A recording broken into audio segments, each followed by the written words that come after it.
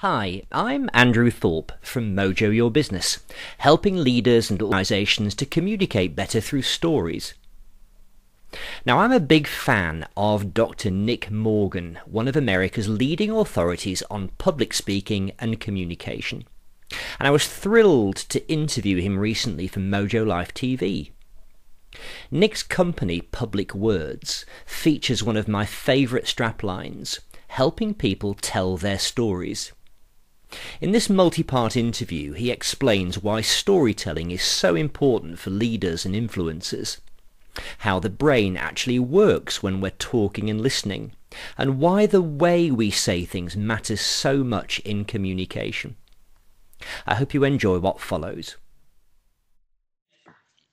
The work that you do, are you working primarily with individual executives, or are you doing group work as well?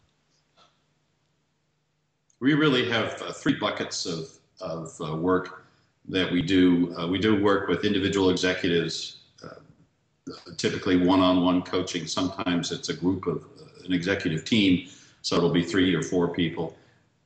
Although that's tricky depending on the politics of the situation. If it's a good cohesive team, then you can work together. If they're all vying for the top job, then it's not a good idea to give them group coaching. Yes. But which happens occasionally. So we have that.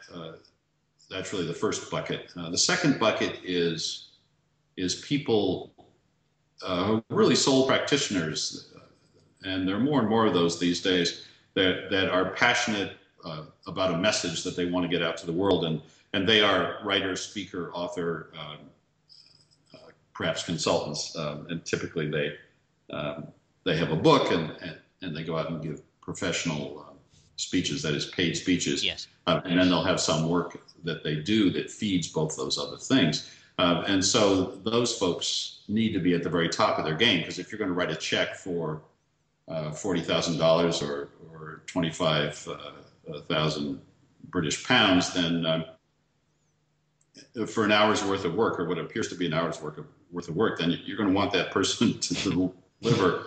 And so we work with people to make sure that they're at the top of their game in that. And then the third area is similar to the work you do. We help companies tell their stories as well and figure out how to get the word out about what they do in a fascinating and interesting way. What of all of the types of work that you do, Nick, what would you say is the biggest challenge that you come across? Well, it's interesting. That's a good question. I would say that the biggest challenge is persuading a reluctant executive that if they're more authentic, they will do better with all their constituencies, with their colleagues, with their employees, their direct reports, the public, their customers, their clients, other stakeholders. Often executives have gotten to where they are by playing it safe. And if you tell them that it isn't good enough to play it safe anymore in this era, which demands authenticity from people, including business executives, they're reluctant to hear that at first. That goes against their instinct. So do you think there's a level to which they can rise playing it safe, but after that they need to adopt a different strategy? Yeah, there's no question that to get to the level of truly a business person who's heard or well known or has a public platform, you have to give us something authentic these days. There's no question of that. One thinks of at the very top somebody like Steve Jobs, who gave us plenty of himself as he worked his way through the Apple product list and told so many great stories and captivated so many audiences about those product announcements. So I mean, he's a great example of somebody who was quite authentic about pieces of himself. And actually, I use the Steve Jobs example because to persuade people who are reluctant, because I'll say to them, I mean, it's well known now, and if you've read these Jobs biography, you'll know that he was not the nicest man in private. No. The part that he revealed to the world was his enthusiasm and his passion, and his interest in these products. And that was enough. You don't have to reveal your whole self. Authenticity doesn't mean putting all your dirty laundry out for the public to see. It does mean giving us an appropriate piece of yourself. And when people hear that, then that helps a little. I often find that if you listen to business leaders who are given a platform and they relate a story of how everything's gone really, really well, they've had this stellar rise to power, you don't like them very much. That's true.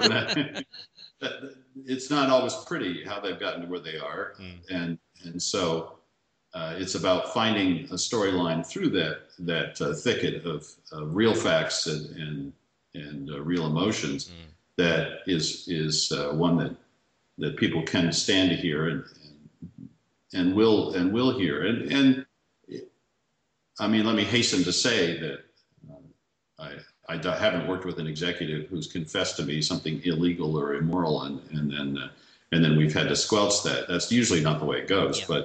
But I mean, sure, there is political infighting, and there are desperate days when executives have to do things that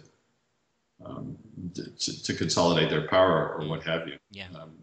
So those things do happen, but mostly, I mean, my experience is mostly there's a good news story in there somewhere. Recently, you wrote some fantastic blogs, but you wrote one recently about humor. And you talked about irony, and the Brits don't think that Americans get irony. But you wrote a blog about it, so I guess you do. So tell us a little bit about the advice that you would give an executive about using humor in communication. Well, of course, humor is wonderful. It's its own justification. If you can make an audience laugh, then you will disarm them, and every other form of argument sort of falls away. That said, of course, humor is risky because it involves transgressing boundaries. That's the whole point of humor, typically, or the reason for humor is you cross some line. And so you have to do that with enormous care. If you tell off-color stories, for example, to an audience that doesn't want to hear those, then you can be banned forever as a professional speaker. So you have to be very careful. That blog post that you referred to was really talking about the changing nature of humor. And the old advice for speakers would stand up and tell a one-liner, and presumably a safe one, and that way you'll set yourself and the audience at ease. And of course, what typically happens is the executive in that situation is nervous. It's the beginning of a speech. That's the time when you've got the most adrenaline coursing through your system. And so you blow the punchline. The audience doesn't laugh, and the whole thing spirals horribly down into a speech disaster because the audience goes, "Oh no, this is going to be a dud," and the speaker thinks, "Oh my God, I'm failing already, and I've barely begun." So I coach people not to try to do that, and the purpose of the blog post was to say not only is that sort of approach not necessarily a good idea, but the nature of humor is changing in this era. And humor does go through styles. In this era, then irony is really the dominant form of humor. So if you want to play into that and give people humor that they'll recognize, irony is one very attractive way to go.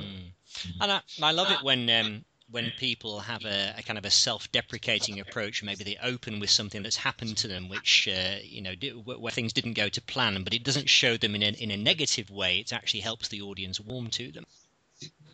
Yeah, that's a very interesting phenomenon. The British, of course, are masters at self-deprecatory humor, and it's something that the Americans haven't been as good at because we're all about self-actualization here in America, and we're always, the cliche has it, touting ourselves and how wonderful we are. So you're expected in America to do a certain amount of positive self-talk. All that said, I think, excuse me, the nature of both humor and self-talk is changing in the U.S., and there's a much bigger appetite now for that kind of honesty and self-deprecation. Now, You do have to be a little bit careful. And I always tell people, if the President of the United States or the Prime Minister of England walks into an, uh, an audience to give a speech, then the self-deprecatory humor is very attractive there, because that politician or that world leader arrives with a certain amount of prestige over the audience, whoever the audience is. So they have their status intact already. Yes, and so a little self-deprecatory humor just brings them down to the audience level. If, however, you're more average human being, dare I say it, like me or like you, then if we walk onto a stage and stand in front of an audience and start with immediately with self-deprecatory humor, there is the risk we'll put ourselves below the audience and they won't listen. Yes. Now, there are many ways to get around that risk. A good introduction is one of them, because presumably the audience has gathered there and you've been asked to speak for a reason, that you have some expertise or something to say to that audience. Yeah. So there are lots of ways around that, but you just need to be, the kind of self-deprecation you do has to be handled with care. Yes.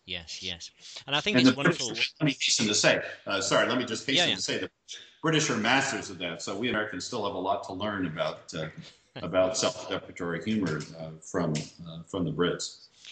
I think it's wonderful when things happen to you and you recognize, oh, I think I'm going to be able to use this. I'll dine out on this for a while now, because something happened to me about 2.5 years ago. I was networking in a very noisy room, and somebody came up and asked me what I did for a living, and I said, well, I tell stories. And normally, if I say that to people, they look mildly interested, but I didn't get a peep out of this guy. He was really, really stony-faced.